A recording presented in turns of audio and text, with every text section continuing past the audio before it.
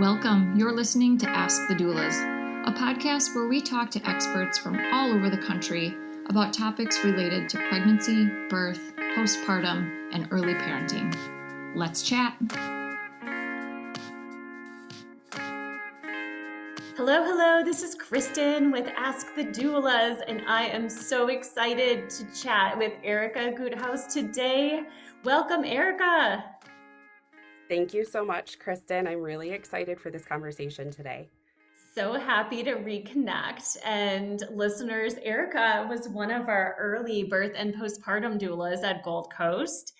And you and I have stayed in contact, Erica, for many years with all of the different initiatives that you've been involved in throughout Michigan and also nationally. So I'm so excited to talk to you about Medicaid coverage for doulas in Michigan, and also a bit about what's going on in the national scope with doula coverage under Medicaid. Absolutely. There are so many exciting developments that are happening here in our state, which is always fantastic. But we actually are not the ones that have been leading the charge on this front. You know, there are states that have been in this position and offering this type of coverage and support for more than 10 years at this point. So it's really exciting that it is finally on our home front and we have access to it in this way.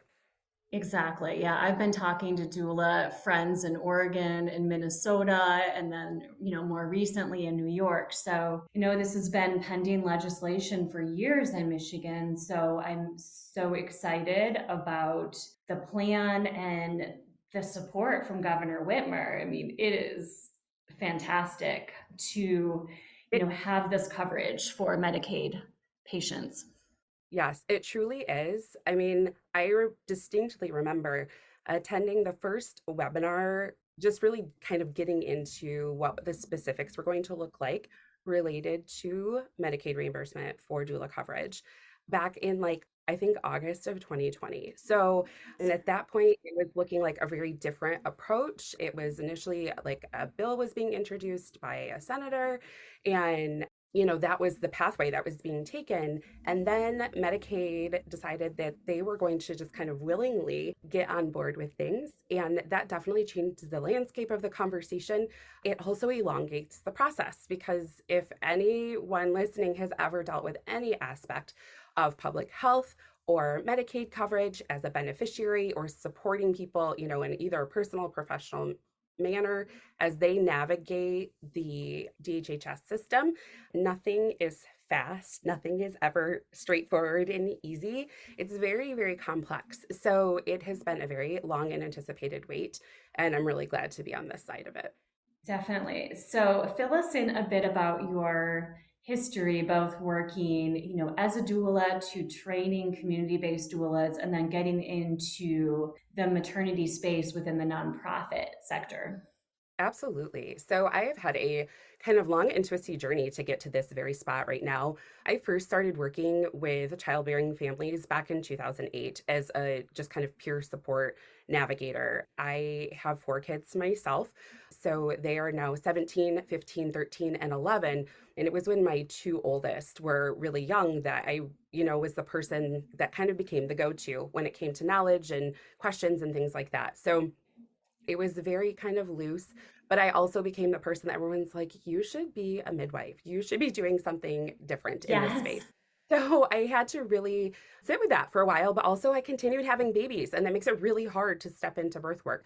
We moved back to Michigan after living out of state for a couple of years, that I decided to step into the professional birth world. As a doula, I started as a postpartum doula. That really, I think, will always and forever be my first love, is the postpartum space.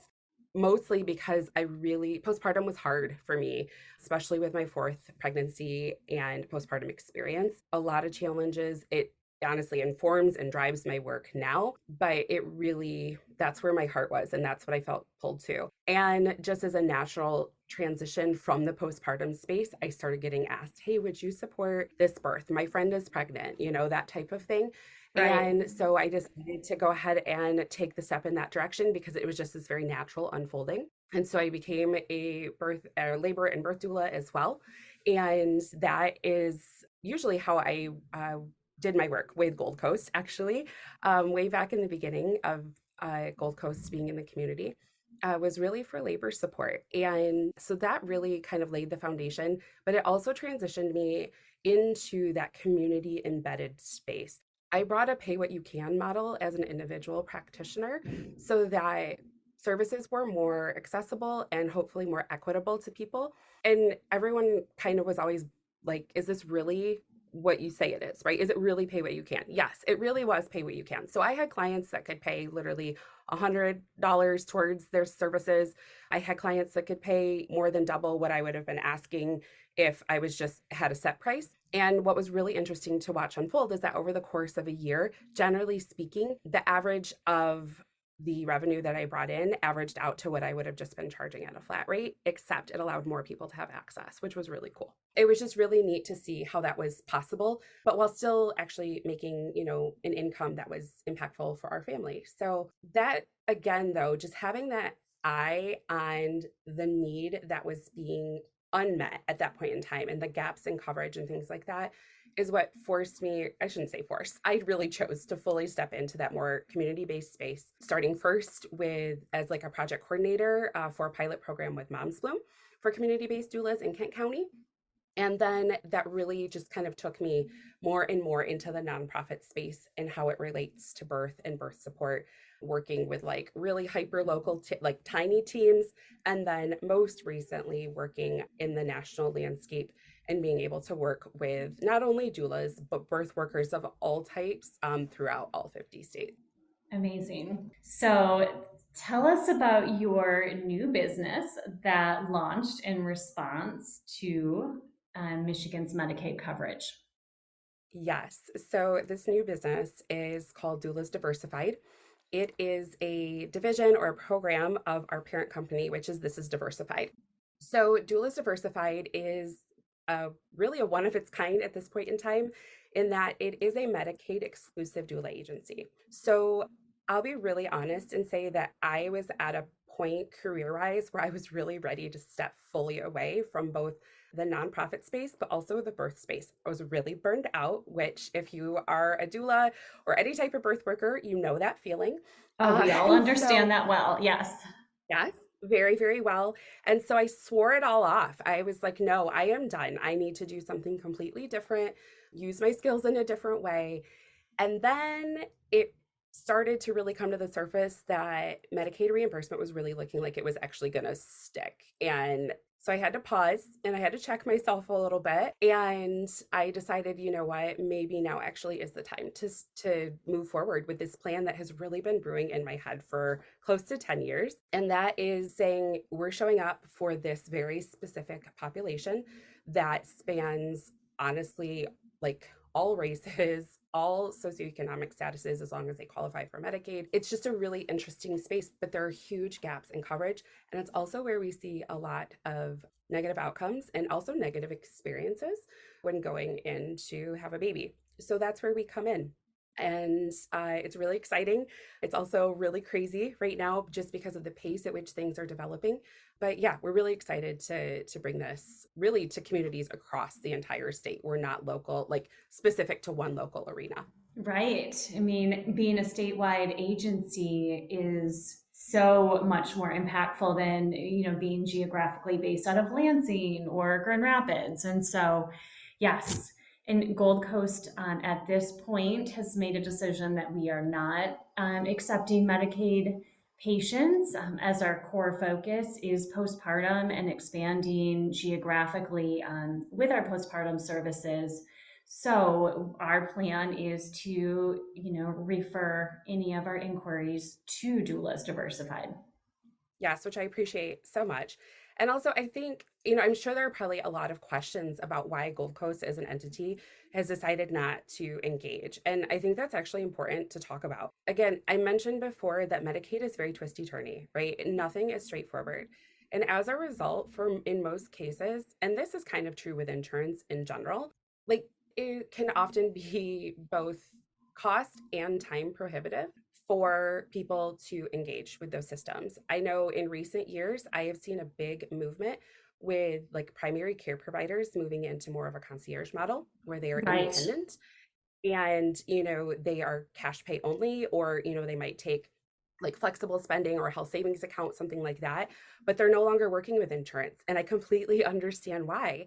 You really have to work 3 times as hard for every dollar that comes in when you're utilizing insurance reimbursement or Medicaid reimbursement to get those dollars into your practice. And so you really have to stick with it and you have to chase the money, and everyone's like, oh, just hire a biller and a coder. Well, that can also be super cost prohibitive because they have minimums, your monthly claims. And the reality that we face right now is doulas is that one, this is all completely new, right? This is still, I would go as far as to say that it's still relatively uncharted territory in the birth world. So we don't know. We don't know what the actual numbers are going to look like. We don't know what our revenue streams are going to look like from this yet. And so that means with all of those unknown factors, we can't just hire, right? We cannot say we're going to commit to that type of expenditure. And so just trying to figure out how to navigate it and also, keep a business afloat is a lot to take on. So I appreciate you setting that boundary for yourself, Kristin, so that you can really focus on the continued reach and success of Gold Coast, because Medicaid is not for everybody, and that's okay. Exactly. And I think for us, it's just capacity and my time as a sole owner. And as you mentioned, the billing and really all of the charting and the fact that, as you know, Gold Coast works in the team model and really getting all of our subcontractors, set up with all of the registration and, navigating the insurers who are accepting Medicaid. And so that was not something that we were able to navigate. And as a certified B Corp who gives back both in volunteer time and in charitable giving focused exclusively on low income women and infants, we felt like we're already doing that work. We're giving to charities who navigate the giving more effectively. So everything from Clinica Santa Maria to Pine Rest Mother Baby Program to Nestle's Diaper Bank. So to Preeclampsia Foundation, we're able to directly give. And so again, you have to pick a core focus. So I love that you are focused exclusively on Medicaid clients. Yes, absolutely. You really do have to niche down, if you will, if you're going to experience longevity in the work. I think, we all came into this space very bright-eyed and altruistic a lot of times about what's possible. But I also can say that, on average, the lifespan or the longevity of a doula, coming into the work at the very beginning, is about 2 years. Yes. And that's not actually super long. When No. you talk about or think about the training that goes into it, the work, if you're working towards certification, if that's your pathway, and then actually getting, your toes in and starting to work with clients. By the time those things have transpired, really, it's realistic to say that people are only doing the work for about 6 months before they're just making the decision that it's not for them. And that for me is a real struggle. Like, I really want to work to combat some of that as well. And you can't do that when you are trying to have your fingers in every single space. Exactly. So true. So let's get into, every state is different. And obviously there are states like Oregon and New York and Minnesota that cover doulas. But again, talking to a doula there, it's a completely different plan than what we're navigating for the first time ever in Michigan. So Yes. let's get into a bit about what the coverage includes and what it doesn't include for Medicaid patients. Yes. Yes. I think the what it doesn't include is actually a really smart piece of this conversation, because I think that may be where the clarity comes from. So, what it includes as of right now is 6 visits, and I'll expand on that in just a moment. And then it also includes coverage for the actual labor and birth. I'm going to be very transparent and say that the reimbursement rates that have been spoken at this point in time are not near as high as most doulas would like to see. Yes. Hopefully, that's something we can work on over time. I was really hopeful that, we were going to take the lead of states like Rhode Island, New York, New Jersey, and, start at a higher rate of reimbursement. Unfortunately, that's not how things came through. Definitely higher than the something first two times that we Yes, signed it letters was. And on. that I think, yes, that also is important to acknowledge, right? That we actually did make some progress. And I was genuinely surprised when the revision came out and they were responsive to the feedback because that often is not the case. So I do try to Absolutely. celebrate small victories. And that felt like one for sure. So with the 6 visits, those are intended to cover both the prenatal and the postpartum period. For some providers, 6 visits is more than enough to cover what they need to and be certain that their clients are equipped for the experience that they're about to have, and to also do postpartum follow up for them. For other providers, especially those who are community based practitioners, 6 visits is not even close to enough. So it does definitely require some adjustments to models of care and approach for sure. And I also think that a really meaningful experience can still be cultivated with 6 visits on the table. And then the labor support, that is honestly really kind of open and really will be determined by individual doulas and how they're going to approach that. The thing for a lot of doulas as providers is that so many of them have been working with Medicaid population and Medicaid beneficiaries for years at this point, and they've just been doing it for no compensation at all. So Right. I have kind of True. coined the phrase, this is a promise of a paycheck. Because also when you're talking about this, Medicaid reimbursement, it's reimbursement. This is not being paid upfront for doing the work like we would if we were just invoicing clients. And it takes time. It takes time to actually see those dollars come in. One of the things I love is I believe it was New Jersey, actually, they wrote in a provision in their legislation that put kind of a timestamp on the Medicaid health plans in which they have to pay by. And I was like, that is so incredibly smart because It Medicaid, is. by law, can take their sweet time in processing payments back. For example, you can submit a claim, Medicaid can deny that claim. They actually have a year to respond to that initial claim, which I think is something that a lot of people don't know. So they have a year in which to respond. They can deny it. Then, as a provider, you can appeal that. You have a year to make that appeal. So we're at a potential 2-year time frame. This is worst case scenario, but I also think it's important to really lay it out. So you have a year then to refute that claim, and then they Right. have another year after that in which to do their final response. So, worst case, it can take up to 3 years to actually see just response to one claim individually. My hope is that that's not going to be the case because otherwise this program is not going to be a success. Like, I'm just going to be really bold and say it because people need to get paid for the work that they're doing. I am not a believer in uncompensated labor. And when you're talking about reimbursement, that's already kind of a part of the narrative.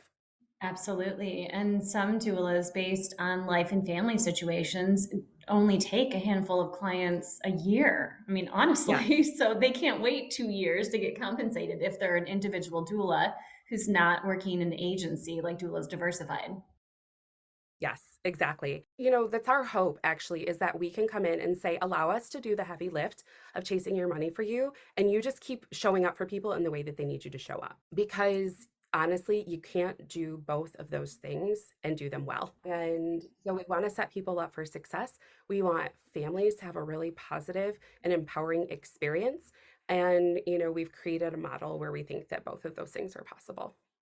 So amazing. So let's get into, I know we talked about what the benefit includes. Let's chat about what it does not include, including the role of a postpartum doula. Like those postpartum Yeah, visits are more like the birth doula's postpartum recap visits, with correct. some education, with some lactation support, with resources. But they're not, caring for baby or Correct. doing Yes. household tasks or sibling care or other postpartum doula roles that are different than a birth doula's, certification trainings. Yes, absolutely. So it is really important to get clear on that aspect. I wish that the language actually used like labor support doula instead of just Right. doula as a blanket statement, because this really does have to be compartmentalized and looking at it just isolated to the prenatal education period, the actual labor and birth experience, and that immediate postpartum period, really like the 2 weeks after, Yes. and not really much beyond that. So you could, look at a situation where you're saying, okay, I'm only going to use 2 of my visits that I'm allotted before, like in the prenatal period, attend the birth, and then I'm going to save 4 visits for after if a family really, really needed some type of support. But honestly, it's not really designed for that. So, postpartum doula relationship is so different from that of a labor doula. I mean, you really are kind of integrated into that family's landscape for the time period that you're together. You're in a very vulnerable space with them. You're in a very intimate setting with them because you're in their home, right? Not only caring for them, but often caring for children in addition to their infant. And yeah, it's just such a different setting that it requires a high level of compensation, honestly. It And does. that is just not something that I don't even know that Medicaid like has an understanding of the impact that that could have for families.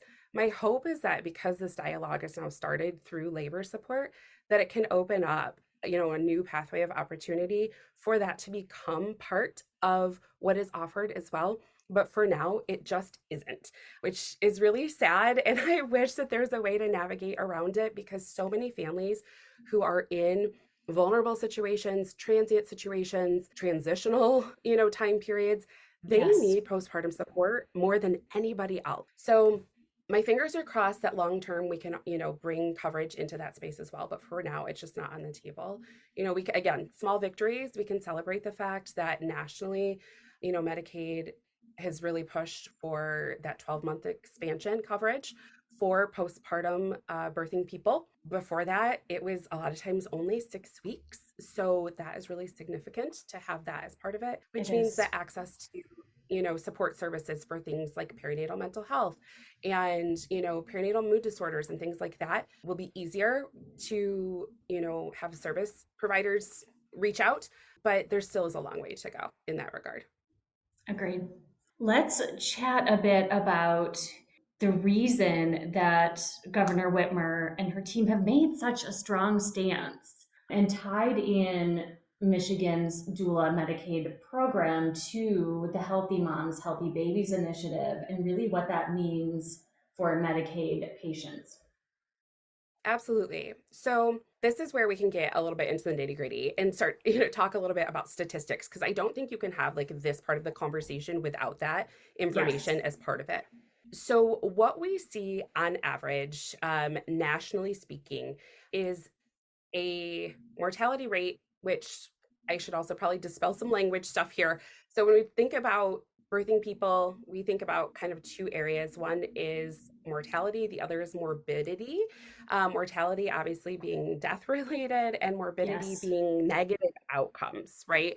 Just because you did not die via childbirth, it does not mean that your experience was healthy and well. So it's really important to keep that in mind. But when we think about maternal mortality and also infant mortality, generally speaking, Black women and Black birthing people die at a rate of 2 to 3 times that of their white counterparts. So, what that means in simple terms is that for every one white birthing person that dies as a result of their childbirth experience, you are looking at 2 to 3 Black women having the same outcome. When you look at it on a larger scale, the numbers are really scary They and are sickening, scary. actually.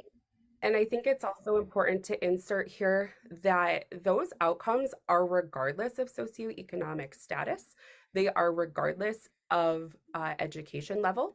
So you can have Black women who are highly educated, right? Advanced degrees. We're talking lawyers, doctors, right?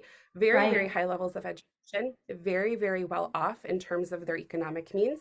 And they can still have worse outcomes than an 8th grade educated white woman. So Yes.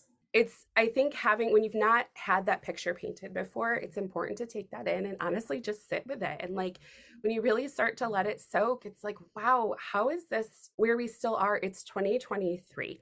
We live in such an information rich society as a people globally. We can look at all of these different scenarios, related to technological advancements and how they can impact birth in positive ways. And yet we're still here. Michigan has been honestly kind of at the forefront of leading changes that, can potentially impact birth outcomes for Absolutely. years at this point, which is great. Agreed. Like we're talking like early 2000s is when they really said, hey, we have a problem here. And again, small victories, it's important to celebrate the fact that we have seen a decrease at a state level when we look at the averages. Back in the early 2000s, there were some counties where we were seeing 7 to 10 to 12 times the mortality rates in those communities for Black women against their white counterparts, which is just, I just can't fathom. So we have made improvements. Like, I think it's very important to recognize that things that are in place, even if they weren't necessarily enough, they also have had significant impact. Yes, agreed. Hey, Alyssa here. I'm just popping in to tell you about our course called Becoming. Becoming a Mother is your guide to a confident pregnancy and birth, all in a convenient 6-week online program. From birth plans to sleep training and everything in between, you'll gain the confidence and skills you need for a smooth transition to motherhood. You'll get live coaching calls with Kristin and myself, a bunch of expert videos, including chiropractic care, pelvic floor physical therapy, mental health experts, breastfeeding, and much more. You'll also get a private Facebook community with other mothers going through this at the same time as you to offer support and encouragement when you need it most. And then, of course, you'll also have direct email access to me and Kristin, in addition to the live coaching calls. If you'd like to learn more about the course, you can email us at info@goldcoastdoulas.com or check it out at thebecomingcourse.com. We'd love to see you there. And I mean, honestly, doulas have been so supported in the state. I'm looking at like during the pandemic and the stay-at-home order, and yes, being able to be considered essential workers and have the hospitals and the governor's approval to work at that time, and the impact we made on families and the stress on health of COVID. And so again, not everyone was able to afford a doula, but at least for clients who could, they had that support. Yes, for sure. Because that was not the case in every state, No. actually. And even still now, there's a lot of bureaucratic red tape that's been put in place to actually restrict doulas coming into the environment under the guise of public health and wellness. So we are very fortunate here to have the level of support that we do. But I think linking this to COVID is probably a good place to start, Kristin, in terms of healthy moms, healthy babies, because COVID was kind of the great equalizer, and people started to see public health issues in a way that I have not witnessed them see and perceive them before. And so it really thrust a lot of these really important conversations into the light, which is great.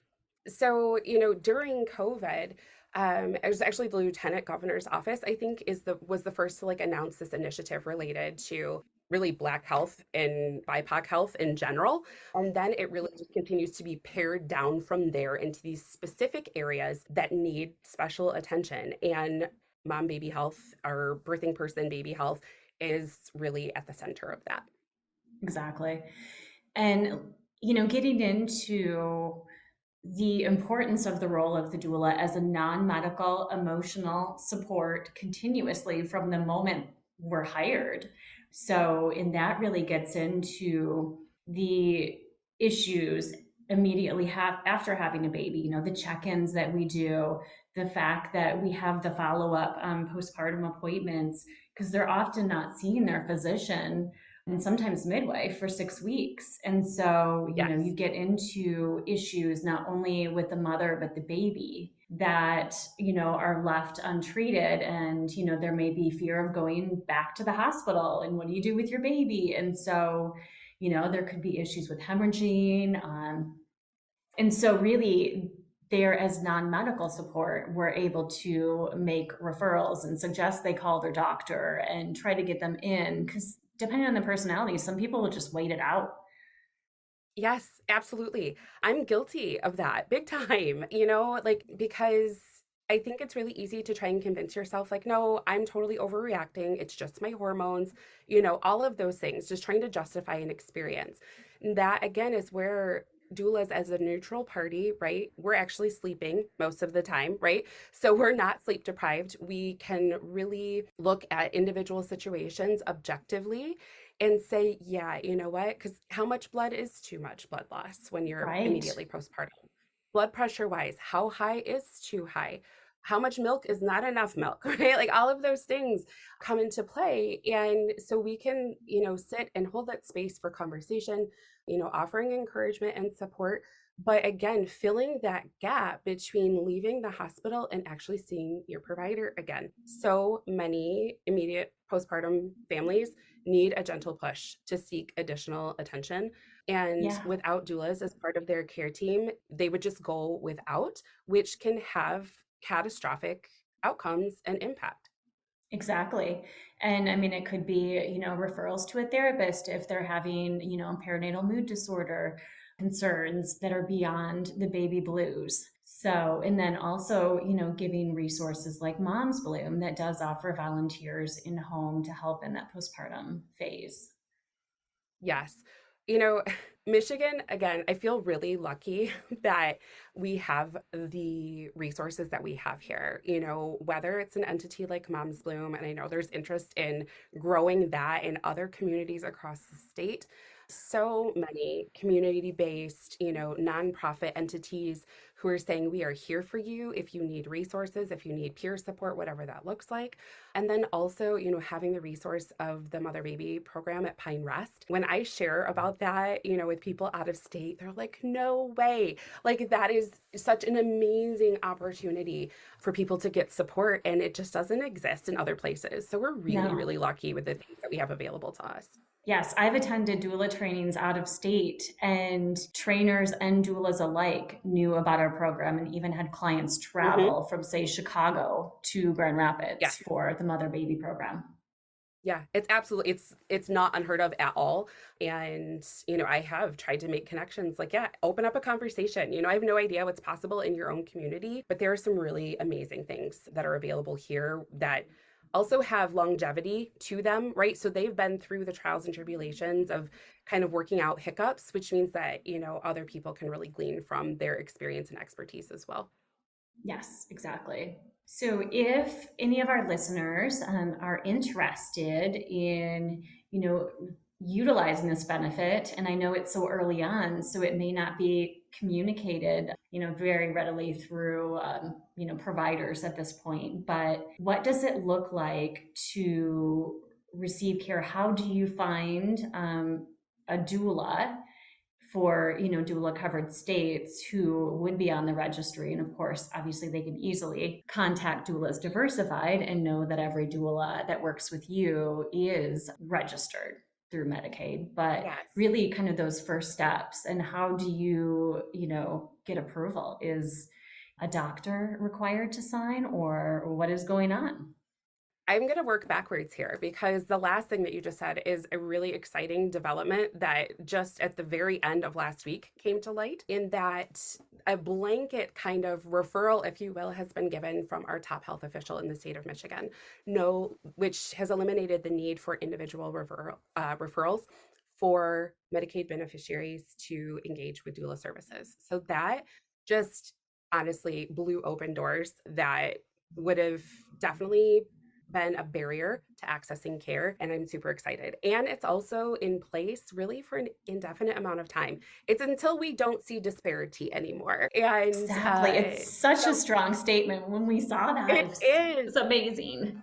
Yes, it is. I'm sure you can like hear the genuine glee because it is. It's just this like, wow, it is to take that strong of a stance and make that public statement.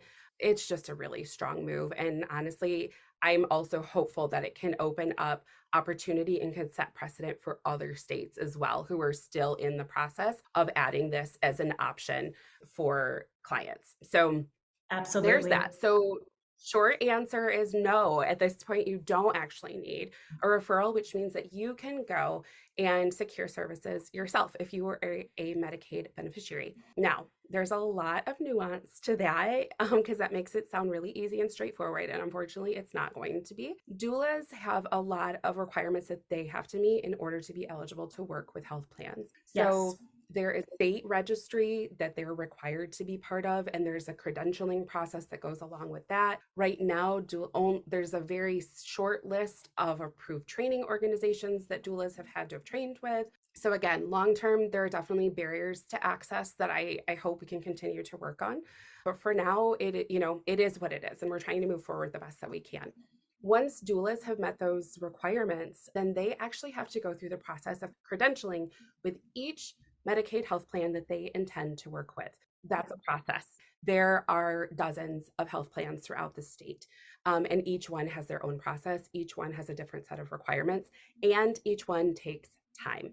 Best case scenario, they hope to provide response and credentialing outcomes within 90 days. But again, that's 3 months.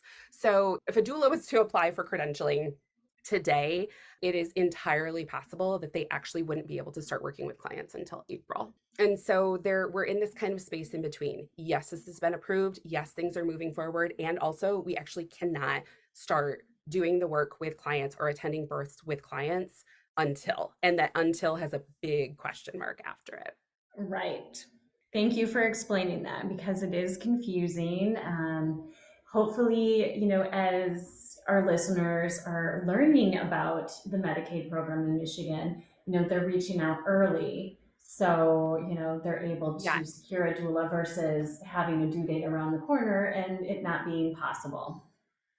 Absolutely. So what we have opened up is essentially a wait list for people who are saying, yes, I want this. I have my health plan.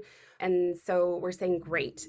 Again, being very transparent about everything we have to work for before we can actually enter into a relationship with them. So we're more than willing to take, names and contact information, due dates, that type of thing, and all of the, nitty gritty information and hold onto it and then reach back out as soon as things are ready to move forward. And then the same thing goes honestly for doulas as well. If you're a doula in Michigan and you're like, man, I really wanted to do this. I really wanted to take Medicaid, but I am super overwhelmed and I just need some support or guidance, or I would really love for someone to actually take care of the administrative side for things so I can just work with clients.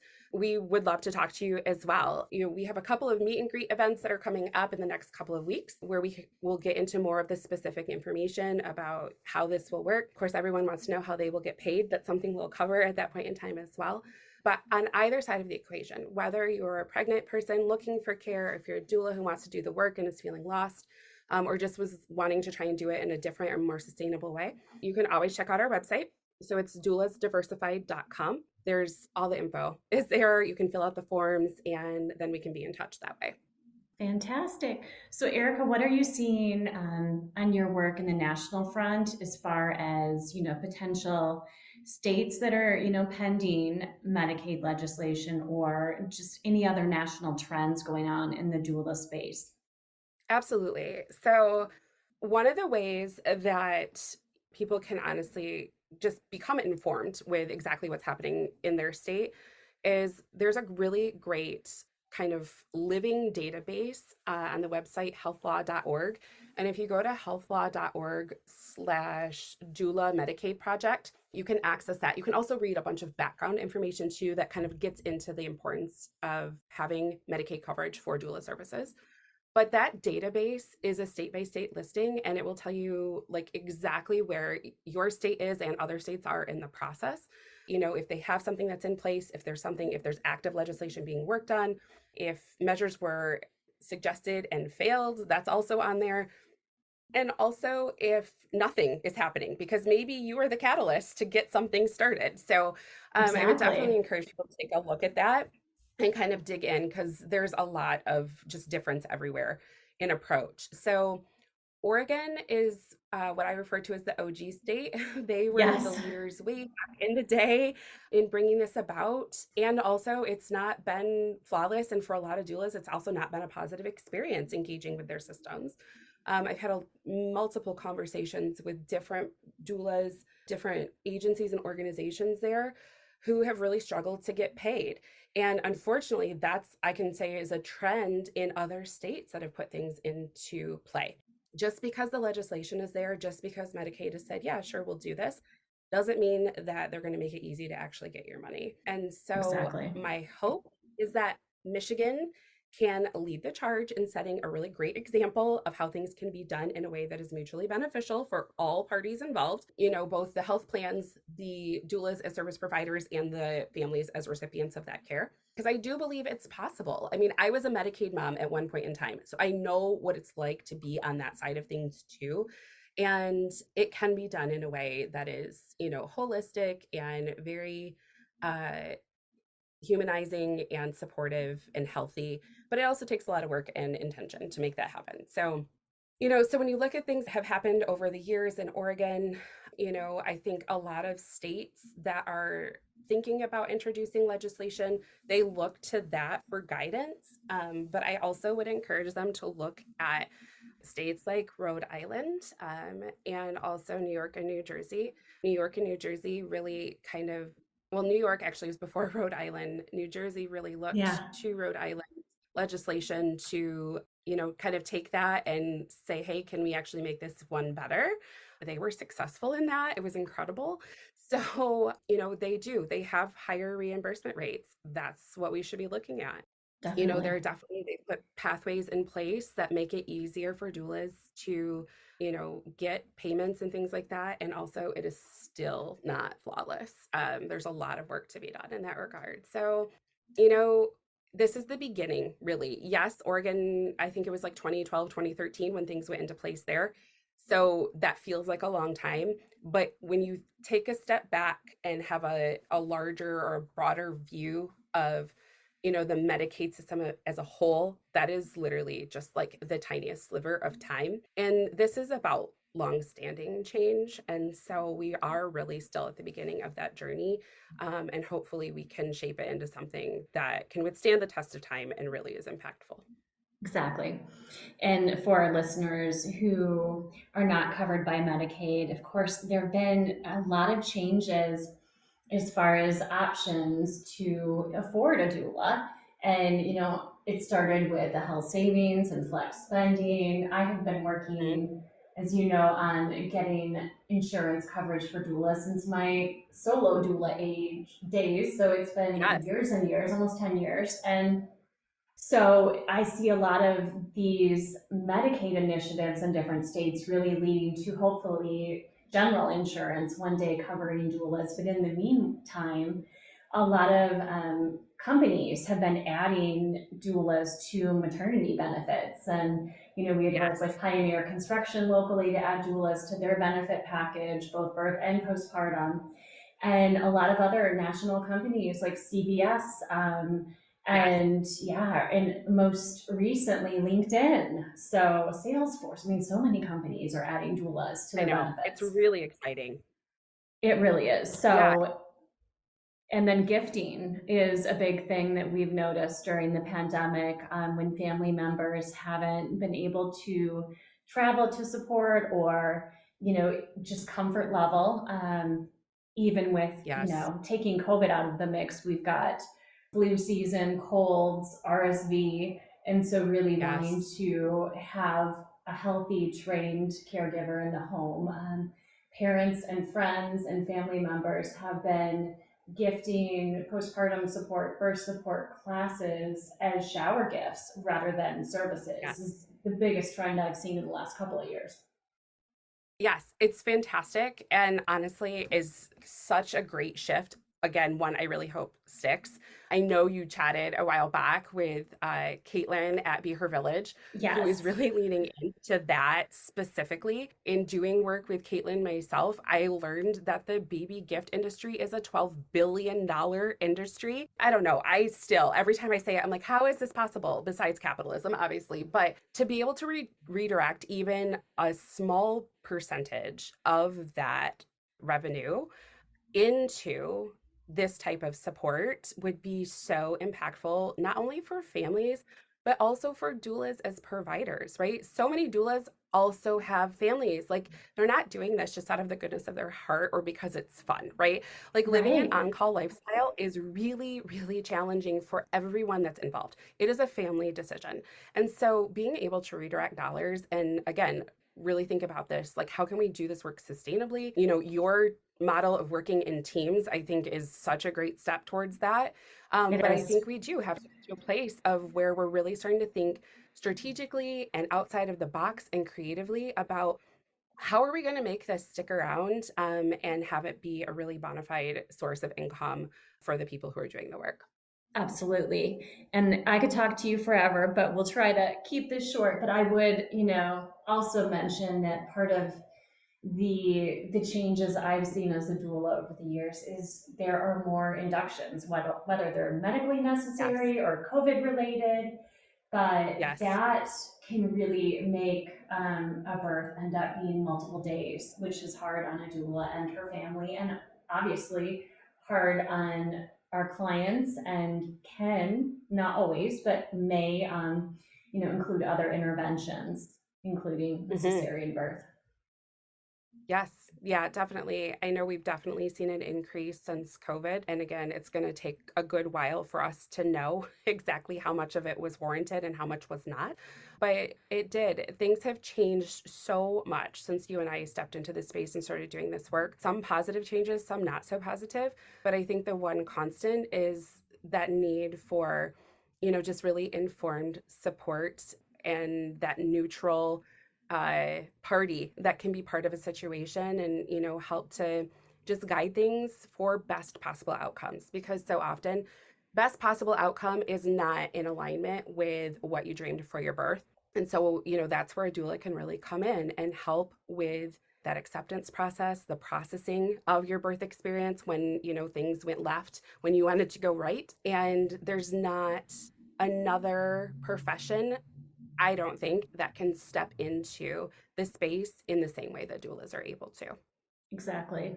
And I would, add to that that our clients and our listeners, the pregnant population, you need to advocate for yourself. So a Yes. doula, we can remind you, we can help you with a birth plan, but we are not there as an activist.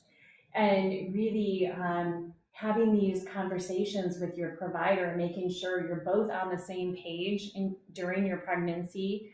I'm a firm believer in having a birth plan and, Yes.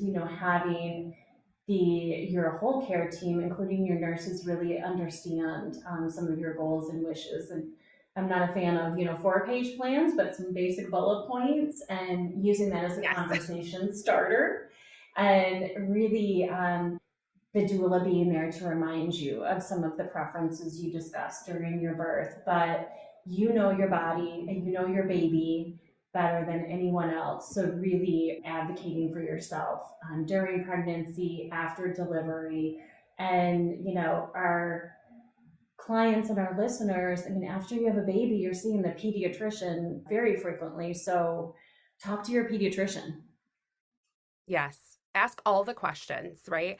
And also, don't just take a response or an answer at its face value. Like, don't shy away from asking why. Ask for more information. It's okay, right? Look for clarification if you don't feel like you understand something. And that might be from the provider directly. It might also be taking that information back to your doula or back to another member of your care team.